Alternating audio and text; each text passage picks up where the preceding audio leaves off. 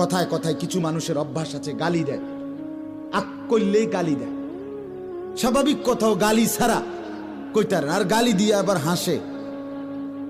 ওমা কেউ গালি দিলে আর এই কথার কথা, আস্তাগফিরুল্লাহ, গালি এটা কথার কথা?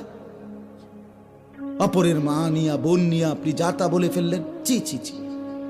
ছেলেরা তোমাদের কবল, এ সমবয়সী বন্ধু, তোমার বন্ধু, সে একসাথে চলো, সে পট করে তোমার মাকে একটা গালি দিছে, তোমার বোনকে নিয়ে একটা বাজে কথা বলে দিছে, তুমিও হাসি দিলা, তুমিও নির্লজ্জ, সেও নির্লজ্জ।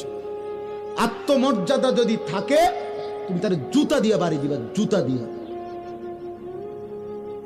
যে তুই কেমনে বেটা, মানুষের বাচ্চা, মুসলমানের ঘরে জন্ম নিয়ে তুই এইভাবে মা বোন নিয়ে গালি দিতে পারলি কেন? কেমনে বললি? হাসতে হাসতে মানুষ গালি দেয়, এটা কথা হইল কোন? এটা কথা হলো? ওই যে ওই যুবক কি বলছে,